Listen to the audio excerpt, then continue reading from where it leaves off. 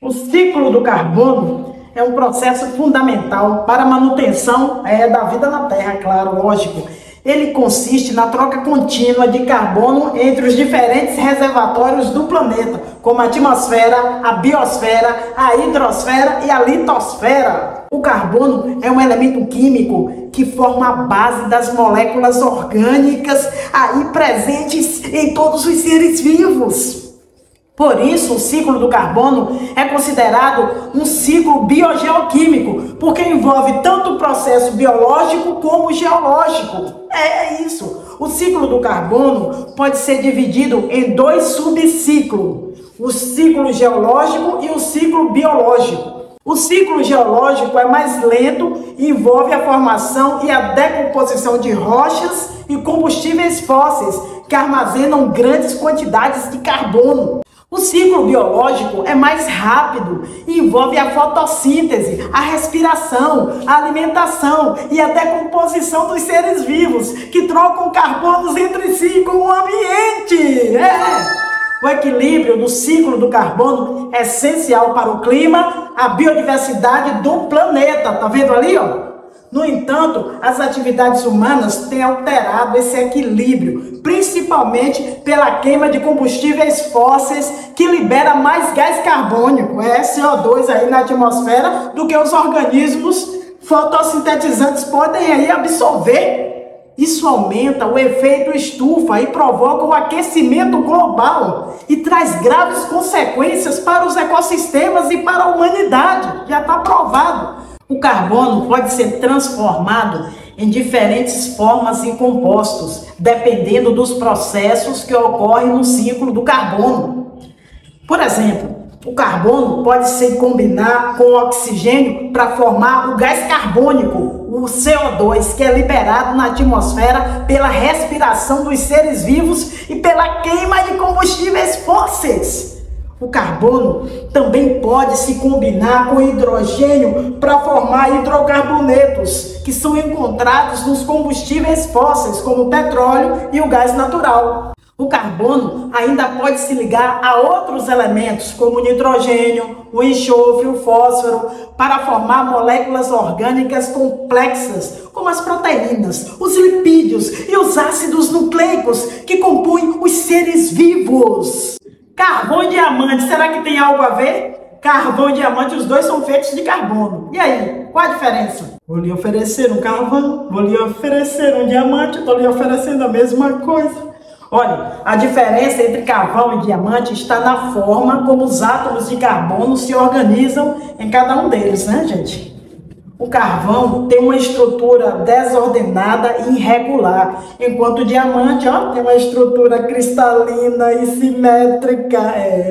Isso faz com que o diamante seja muito mais duro, resistente e brilhante do que o carvão, que é frágil, opaco e comum.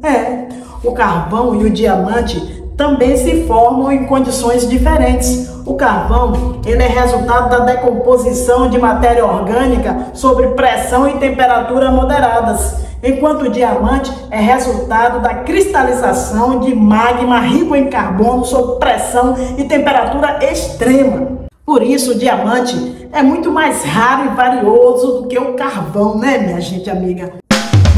Na batida. O ciclo do carbono é um processo natural que mantém a vida na Terra ser igual. Ele troca carbono entre os reservatórios, como a atmosfera, a biosfera e os rios. Olha que notório! O carbono é um elemento químico essencial que forma as moléculas orgânicas dos seres viventes com um especial. Ele participa de um ciclo biogeoquímico, é verdade, que envolve processos biológicos e geológicos. Sinceridade, o ciclo do carbono tem dois subciclos importantes, o geológico e o biológico, que são bem diferentes, como antes. O carbono é um elemento muito importante. Ele forma as moléculas da vida em todo instante. Ele participa de um ciclo natural e contínuo, que envolve a troca de carbono entre os meios físicos e biológicos. O ciclo do carbono tem duas partes principais, a parte geológica e a parte biológica, que são bem desiguais. A parte geológica é mais lenta e longa. Ela envolve a formação e a decomposição de rochas e de matéria orgânica. A parte biológica é mais rápida e curta. Ela envolve a fotossíntese, a respiração e a decomposição dos seres vivos da Terra. Os seres vivos trocam carbonos entre si e com o ambiente. E quando morrem, se transformam em matéria orgânica novamente. Que medo! O equilíbrio do ciclo do carbono é fundamental, viu? Para o clima e a biodiversidade do nosso planeta atual. Mas as atividades humanas têm desequilibrado esse ciclo pela queima de combustíveis fósseis, que aumenta o gás carbônico no ar. Que perigo, que risco! E esse gás é um dos causadores do efeito estufa, do aumento, que provoca o aquecimento global e muitas outras lutas. Por isso, devemos cuidar do nosso planetinha com atenção e reduzir as emissões de carbono na nossa ação. O carbono pode se transformar em diferentes formas e compostos, dependendo dos processos que ocorrem no seu rosto. Por exemplo, ele pode se combinar com o oxigênio e virar gás carbônico, ou se combinar com o hidrogênio e virar hidrocarboneto. O carbono também pode se ligar a outros elementos variados e formar moléculas orgânicas complexas nos seres animados. Mas o que mais chama a atenção são duas formas bem distintas, que são feitas de carbono puro, mas têm propriedades distintas. Estou falando do carvão e do diamante, que são tão diferentes, mas têm a mesma origem, que são os átomos de carbono presente. O carvão tem uma estrutura desordenada e irregular, enquanto o diamante tem uma estrutura cristalina e simétrica. Isso faz com que o diamante seja muito mais duro e brilhante do que o carvão, que é frágil, opaco e abundante.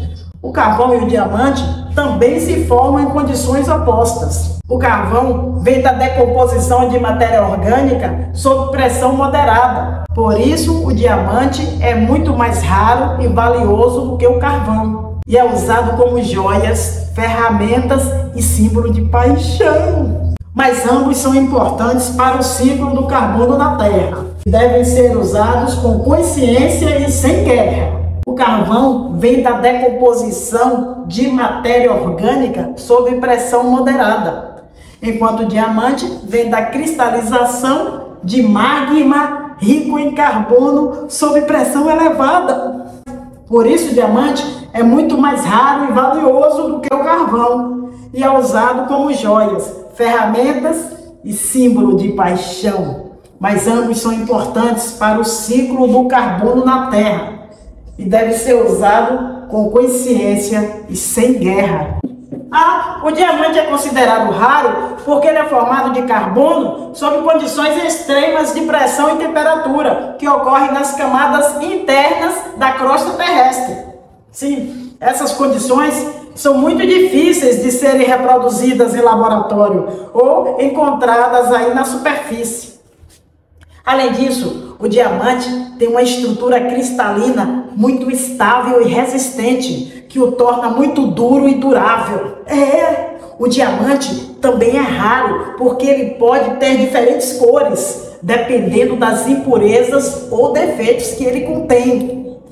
Quanto mais rara for a cor da pedra, mais valioso será o diamante. Os diamantes sem cor são os mais facilmente encontrados na natureza. Já os diamantes em tons avermelhados são os mais raros. Olha que lindo!